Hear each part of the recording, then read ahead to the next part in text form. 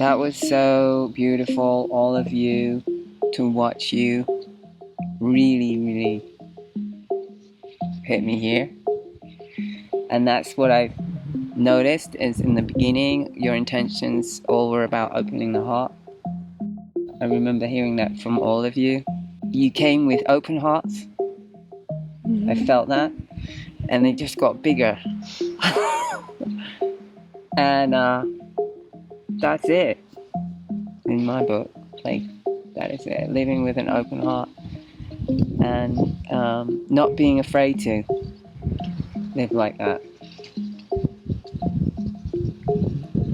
And letting your radiance shine through so that it touches others.